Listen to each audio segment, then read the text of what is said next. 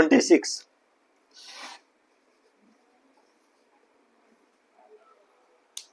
सवाल को एकदम ध्यान से पढ़िएगा, ठीक है। यहाँ पे वर्ड क्या बोला है, एक ही पदार्थ के दो तार, पदार्थ एक ही है। अगर पदार्थ एक है तो इसकी क्या विशिष्ट प्रतिरोधकता क्या होगी, इक्वल होगी, ठीक है। ये माइंड में याद रखिएगा। पदार्थ अगर एक है, जैसे मान ले चांदी है या सोना है, तो सोने की अगर बात कर रखा है तो उसकी विशिष्ट प्रतिरोधकता क्या होगी, इक्वल होगी, ठीक है। जो पहले के लिए होगा वही दूसरे के लिए होगा। तो इसने वर्ड क्या बोला, एक ही पदार्थ के दो तार जिनकी लंबाई का अनुपात 1/2 है, यही दे रखा 1/2। तो इसका मतलब क्या आएगा, L1 बराबर L1 ऑब्लिक L2 बराबर कितना दे रखा है, 1/2, ऐसे लिख सकते हैं, राइट है। अब यहाँ पे अगर हम बात करते हैं तो L1 बराबर, या अलग कर लेते हैं, L1 बराबर कितना दे रखा है, 1 मीटर, और L2 बराबर कितना दे रखा है, 2 मीटर के, यही चीज दे रखा है। दूसरा इसने शब्द क्या बोल रखा है, बोल रखा है अनुपात में तथा तार का तथा व्यास 2:3 के अनुपात में, ठीक है। कितना आएगा, 2, व्यास की बात कर रखा है R1 ऑब्लिक 2R2 बराबर कितना दे रखा है, 2:3 के, 2:3 के, यही दे रखा। तो इस कंडीशन में क्या कर लेंगे, 2R1 बराबर क्या लिख सकते, 2 मीटर के लिख सकते, राइट है। और R2 बराबर क्या ले, R1 बराबर, इसी को सॉल्व कर लेते हैं, हमें त्रिज्या से मतलब है, हमें व्यास से मतलब नहीं है, ठीक है। तो ये क्या हो जाएगा, बट्टा में हो जाएगा, कितना आएगा, 1 मीटर के। इसी तरीके से 2R2 बराबर कितना आएगा, R2 बराबर कितना आएगा, 3 मीटर के, ठीक है। तो R2 बराबर कितना आएगा, 2R2 बराबर, R2 बराबर कितना आएगा, 3 का आधा कितना होता है, 1.5 होता है, ये कितना आएगा 1.5, ये क्या आएगा, मीटर के, राइट है। शब्द क्या बोल रखा है, एक बैटरी के श्रेणी क्रम में जुड़े हैं। श्रेणी क्रम में बात कर रखा है तो श्रेणी क्रम में क्या होता है, श्रेणी क्रम में जो होता है, श्रेणी क्रम में, श्रेणी क्रम में क्या होता है, धारा समान होता है, ठीक है। तो श्रेणी क्रम में यहाँ पे लिख सकते कमेंट्स में, श्रेणी क्रम में धारा समान होता है,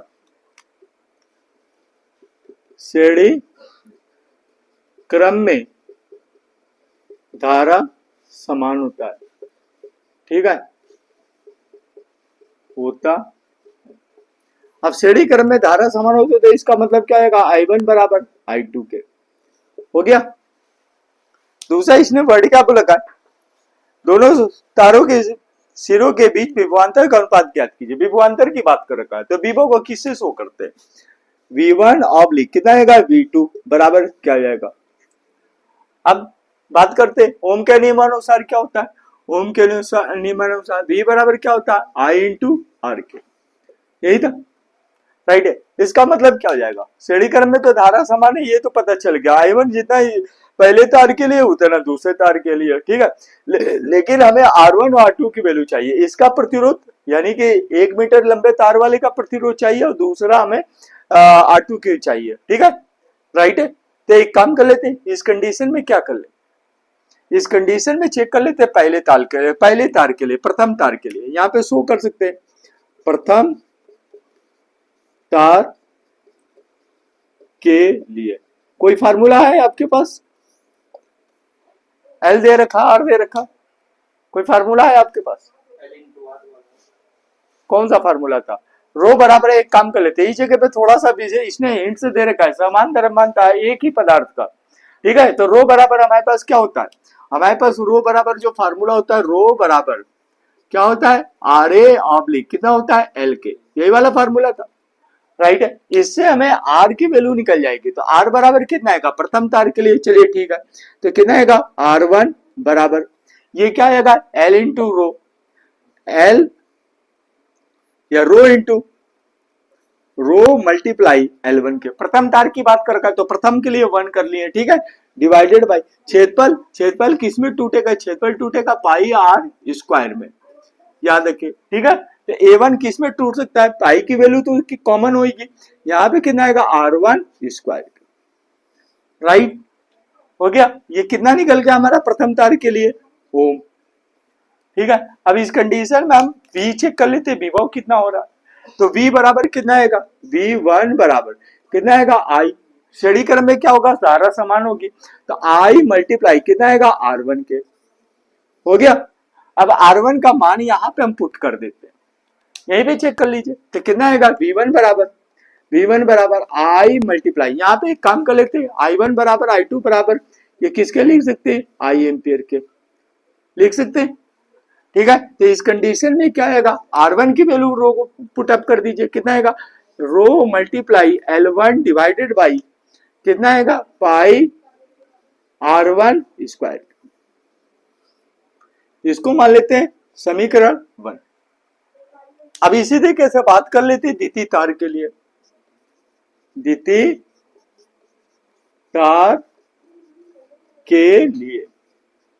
तार के लिए तो क्या आएगा, इसी तरीके से इसका भी निकल जाएगा, कितना आएगा, रो R2 बराबर कितना आएगा, row multiply L2 divided by कितना आएगा, पाई R2 स्क्वायर के।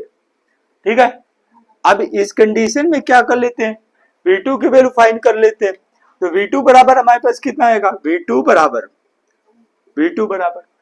हो गया भैया। तो V2 बराबर कितना आएगा, I मल्टीप्लाई R2 के। अब V2 बराबर I की वैल्यू कॉमन रहेगी, श्रेणीक्रम में धारा वैसे भी समान होता है, उसने हिंट से दे दिया आपका, कितना आएगा, row multiply L2 divided by ये कितना आएगा, पाई R2 स्क्वायर के। राइट, इसको मान लेते इक्वेशन 2। एक काम कर लेते, V1 और V2 की वैल्यू आ गई है।